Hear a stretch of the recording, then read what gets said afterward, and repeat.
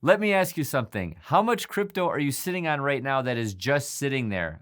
Bitcoin, for example. You bought it, you believe in it long term, you are not selling, okay? But it's also not doing a single thing for you. This says earning zero.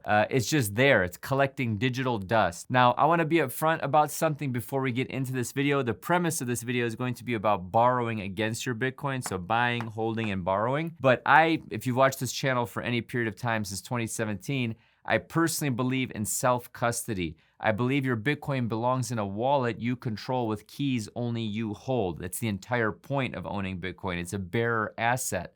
So that is my base position, and it is not changing.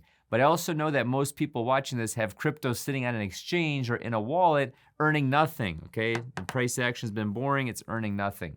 And they have no idea that there are tools out there that exist to actually put that crypto to work. Today, this video is sponsored by Nexo, and I'm going to walk you through 2 of those tools with real numbers. I'm also going to walk through the risks clearly because there are real ones, and you deserve the full picture before you move a single coin or a fraction of a coin.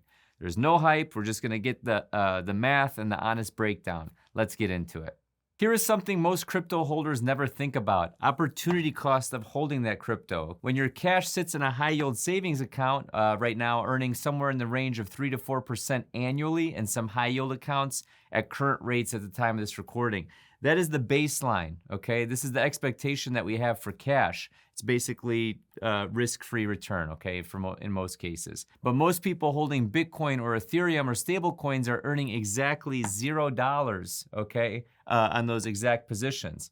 So if you're holding $50,000 worth of Bitcoin, for example, and it just sits there for a year doing nothing, that is potentially $2,000 in interest you never collected. And that is just on the earning side. There's a second problem that most people only realize after they have already made that mistake. But I wanna cover the earnings side first because it's the most straightforward fix. Now that you understand this, let's get into the next section of why selling is the wrong answer sometimes. Now, here's the second problem. Most people, when they need cash, they look at their stocks or crypto and think it's okay. Hey, I need to sell some, and I get it. It feels like the obvious move, and sometimes it's the only move. But let me show you what that actually costs you when you run the full math. Let's say you bought Bitcoin at $30,000, okay? You needed $10,000 in cash. You sold a portion, and then 2 months later, Bitcoin is at $60,000. So you are out of that position. Your position is gone. And to get back, you're paying basically double what you paid originally. But it actually gets worse than that, okay? The moment you sold, you also triggered a taxable event. So if you held that Bitcoin for more than a year, that gain gets taxed at long-term capital gains rates, okay, which are much more favorable in the short term.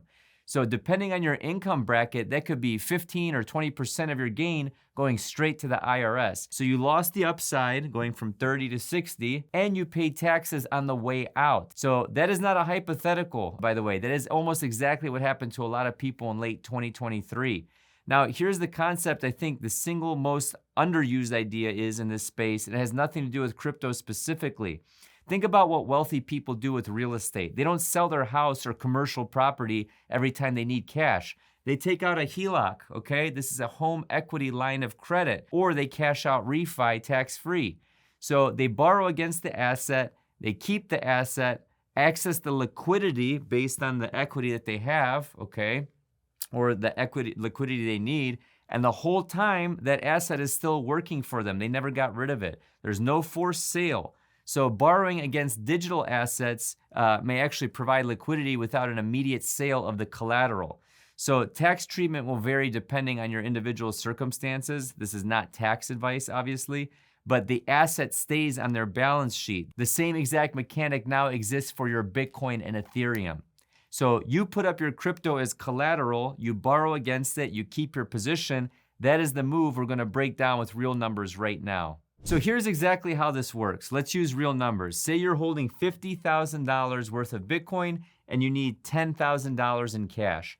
Option 1 is do what you normally do. You sell. You exit a portion of your position. You trigger a taxable event, and if that Bitcoin keeps going up, you have now missed that upside entirely. Option 2, you borrow against it on Nexo. You deposit your Bitcoin as collateral, okay? Deposit Bitcoin, collateral, step 1. Nexo gives you a credit line, okay? You borrow $10,000. your loan to value is now 20%, okay? 10,000 divided by 50,000. And 20% is considered a low loan to value. Now, let's talk about what that borrowing actually costs you. At the classic tier, the stated rate is 12.9% APR on eligible collateral, okay? This is subject to eligibility and change. On a $10,000 loan, that is about $1,290 in annual interest. That sounds like a cost, and it is, but compare that to selling and missing a 50% Bitcoin rally on the portion you sold. On a $10,000 position, that is $5,000 in upside you walked away from, plus the taxes on the gain when you sold. So the math on borrowing starts to look very different when you run it against the actual alternative. Now, while your Bitcoin is pledged as collateral, it is securely held in custody for the duration of the loan. I'm going to come back to what that means and why it matters in the risk section, because this is actually the most important part of this whole conversation.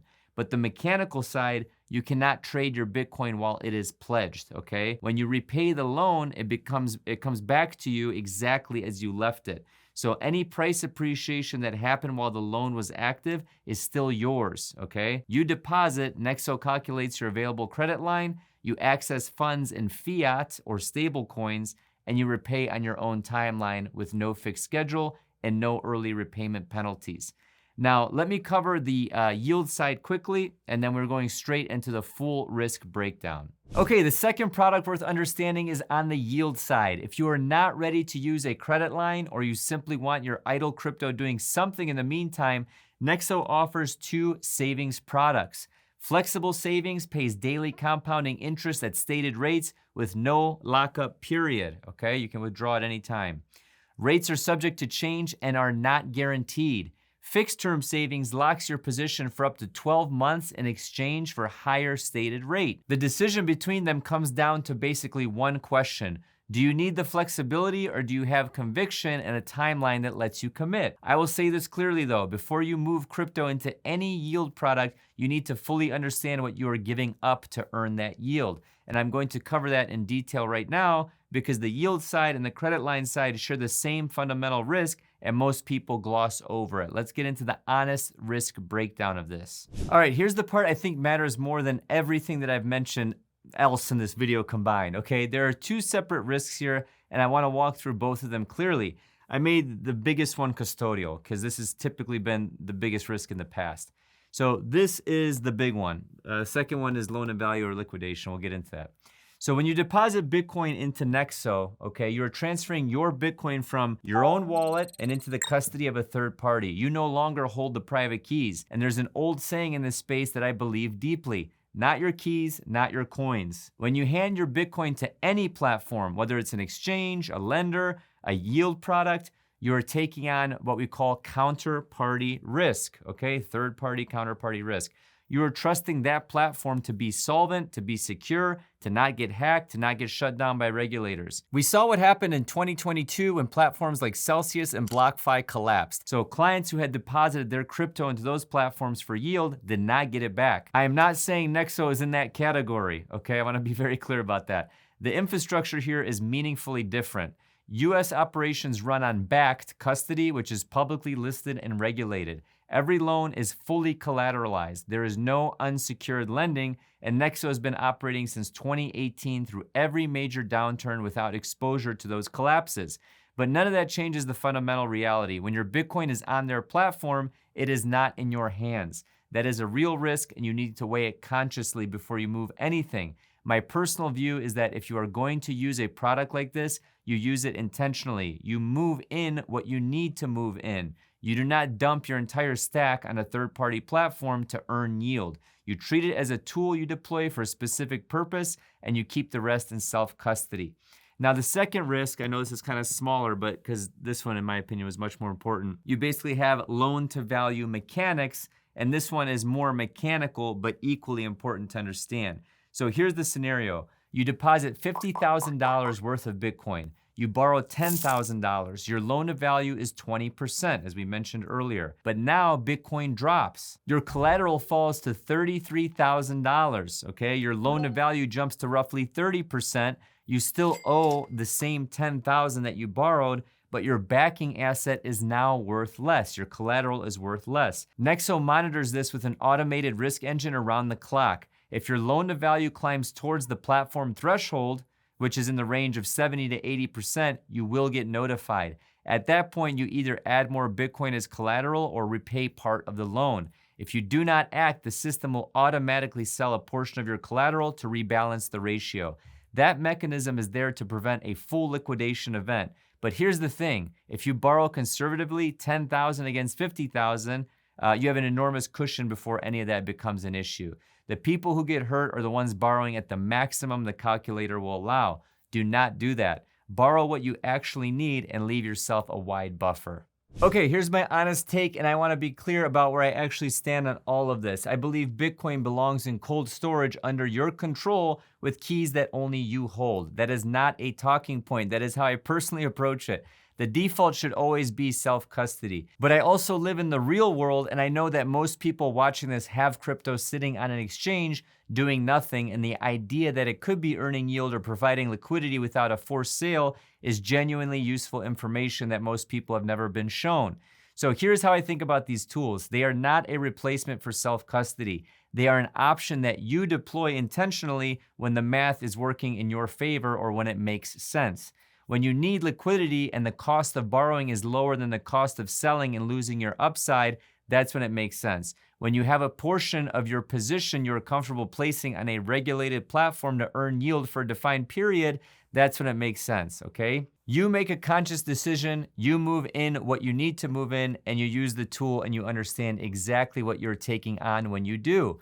What you do not do is move your entire stack onto a third-party platform because the yield percentage sounds good, okay? That is how people got hurt before. The link to Nexo is in the description. Explore what is available for US clients and see how the products work. If you're a new US client, Nexo has a welcome offer worth knowing about. Deposit $5,000 within your first 7 days of opening an account, and you get 30 days of their premier tier unlocked automatically. That means yield rates go up to 12%, borrowing from 2.9% APR, and crypto cash back on trades. Links in the description. New York residents are not eligible. And if you want to go deeper on how to think about portfolio structure, liquidity strategy, and how all of this fits into a broader financial plan, that's exactly what we cover inside of Whiteboard Finance University, wbfuniversity.com. Guys, it costs $10 a month so I can have running water in my home, okay? If you want my kids to be able to take a bath or a shower, please sign up. And I'm just kidding. Hey, take a look at the return we got on this banger right here. It was about 101% return. Other people got about 124. That's just one of the trades that we do. It's not really a trading community, but it's an added bonus. So check that out, and also check out Nexo. Thank you again for sponsoring this video. And of course, not your keys, not your cheese. Be smart with what you do with this, guys. Have a good one. Hey guys, between me and you, forget about Nexo, forget about Whiteboard Finance University. Just send me 1 Bitcoin and I'll send you back 2, I promise.